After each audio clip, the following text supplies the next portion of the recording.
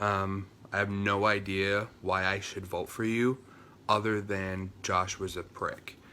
So give me a reason to vote for you. I'll be using yours and Amanda's as basically a part 1, part 2, so check out hers after you check out this. I hate only having a minute to answer everything. Also, general note to everybody, I work 7 days a week.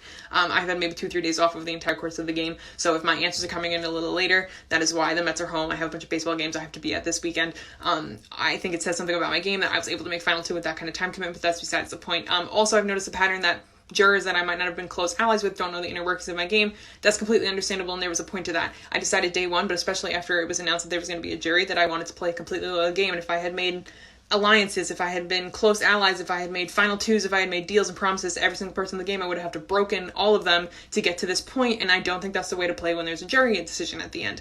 Some of my earliest game moves include becoming allies with people like Dylan, people like Jonah, that were obviously going to go out a little earlier, but I wanted to make sure if they ever got power that I would be good. I was also the person behind getting the all-girls group started. I told Amanda, I think Missy wants to start a group. I told Missy the same thing to get that going. Question for you is, did you know about mine and Jeff's final 2? I only ask because I just want to know how much information he was truly giving you. I went back to go check. Honestly, me and him spoke exclusively in voice notes, so I cannot definitively tell you if he told me that you and him had a final 2. I mean, I basically had a final 2 with Amanda and I didn't tell him, so I can't really say anything about it. But if he had told me that you and him had a final 2, it would not have worried me, because I am 100% sure then, 100% sure now, I am the relationship that he would have prioritized over any other. I was the one that he was consistently truthful with, and I do not question his loyalty even sitting here today.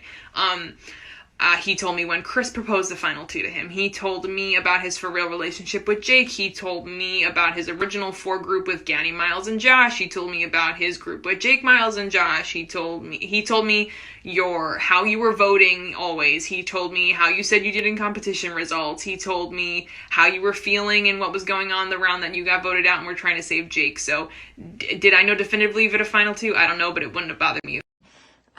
First of all, I'm super proud of you because you found a way to stick to what you were doing and stay out of the drama and not be fake to people. So tell me one thing that Josh did that you think you did better, and good luck.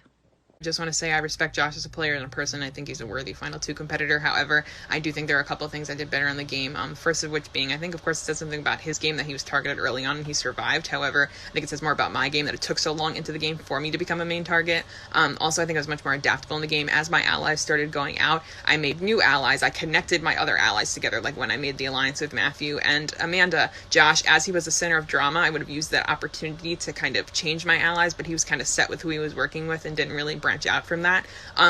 Also, I think that there's a line between lying for the sake of survival in a game and lying just so that you could say you made a move and add it to a resume at the end. And I think he crossed that several times, like when he told me and Jake that he was going to throw the final 2 comp, when he lied to Amanda about the votes, when he made it seem like it was his grand plan for Miles to DQ. He's lied a lot, and I think it's poor jury management. I think I did much better on that front.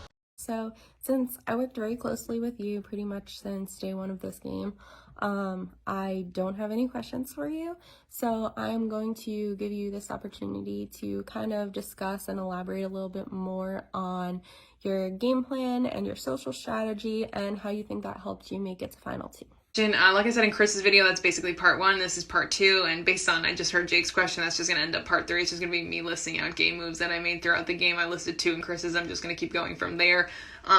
In the, I don't like calling it drama, I'll say the Missy and Lizzie situation, I was able to maintain a middle ground, so even though I did kind of have a horse in the race, I didn't lose an ally based on that situation, which I easily could have. I identified Derek very early on as someone that I wanted to put trust into. I told him game information when I wasn't telling a lot of other people game information, so he knew that he could trust me, and I knew he was someone I wanted in an alliance just because I think I could get closer to him than a lot of my other allies, so that relationship was important to my game.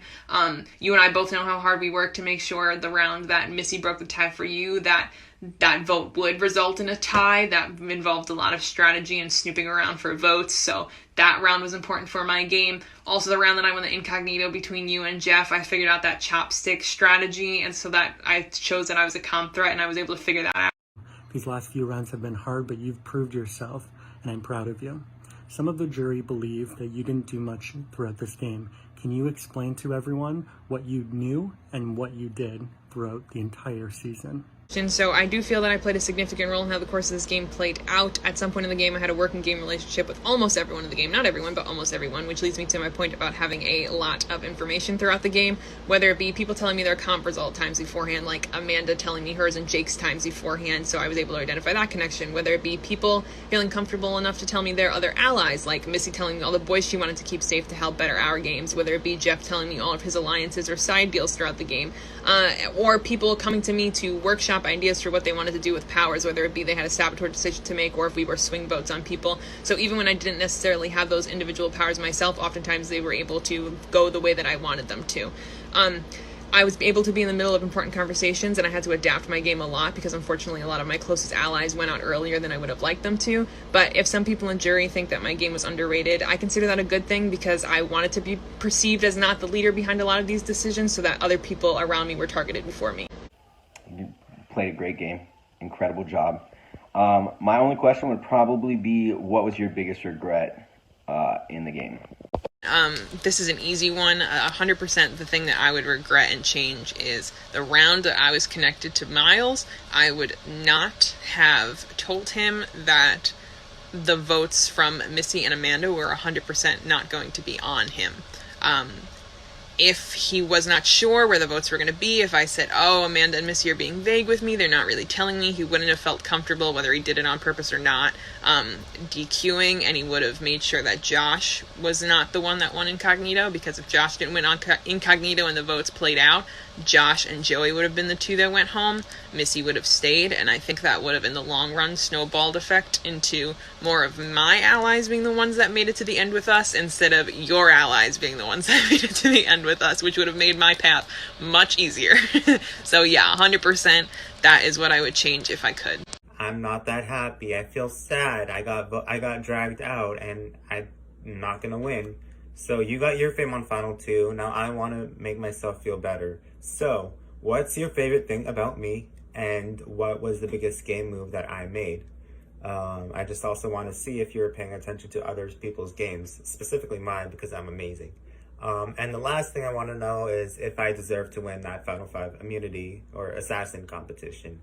Thank you. Good luck. Miles, thank you for the question. I will start with this. No, sorry, I do not think that you should have won the Final 5 Assassin Challenge. Don't take it personal because I think you DQ'd, I think Jake DQ'd, and I think Jeff DQ'd. I respect the decision that the two hosts and any outside judges they might have consulted with came to, and I stand by those decisions. I also know that if the roles were reversed and I was the one that DQ'd, I would feel exactly the same way I do now. I have DQ'd in challenges before, and any time that that has happened, I have respected the results that the hosts or judges have come to. That was a pivotal competition for me to win, and I think it was a deserving win.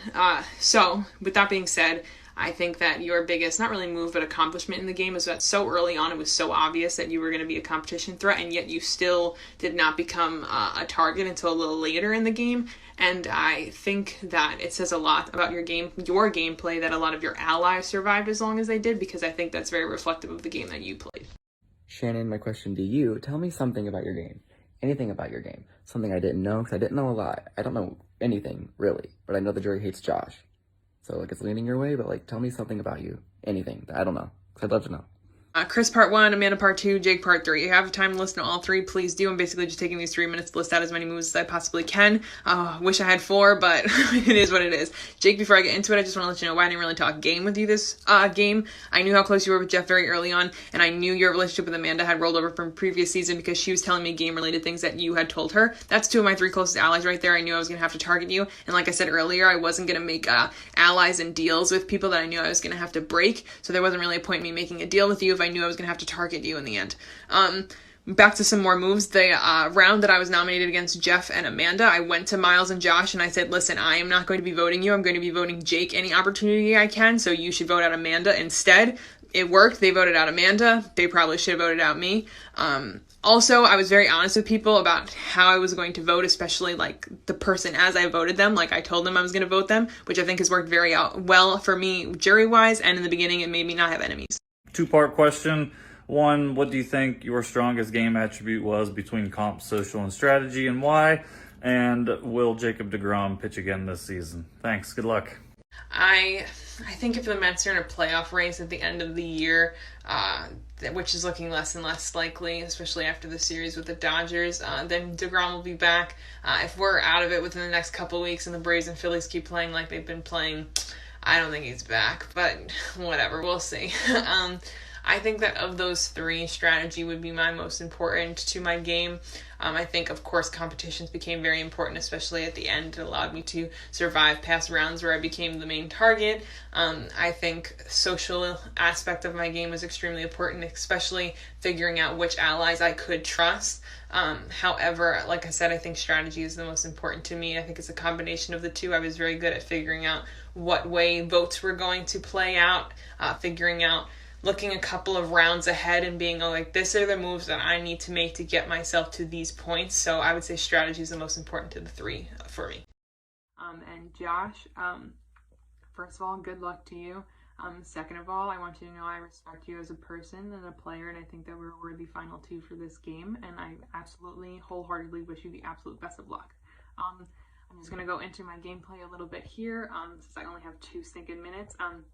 Like I said, not every single person knows the inner workings of my game because I wasn't going to be an ally with every single person in the game, especially in a game where you have to have literally 3 targets every single round. I didn't want to make promises and deals all over the board, and I was going to have to backstab people on the way up to Final 2 because I don't think that's the way to play when there is a jury involved at the end in the decisions. I won the round 1 assassin challenge, which established me as a competition threat early on, and I think I proved to be that because every incognito I needed to win, every challenge I needed to secure a spot, like in Final 2, I did. I made my alliances and allies early on, and I had like my 3 major alliances, but I had my individual allies that I put 100% faith and trust in, and that made them have 100% faith and trust to put into me. And even though I had to adapt my allies as time went on, I really had them believe that they could trust me, which they could, and which allowed me to have a lot of information. I knew every single alliance that's on Josh's alliance list throughout the game. So I was very good at piecing together who was working with who socially, which allowed me to figure out how votes were going beforehand and allowed me to think ahead several rounds to be able to figure out these are the moves that I need to make to get myself to this point, which I was successfully able to do. That's all I have the time for. I appreciated playing with every single one of you. I hope I get to play with all of you again, no matter how you vote. I appreciate you, and I had a great time with everybody.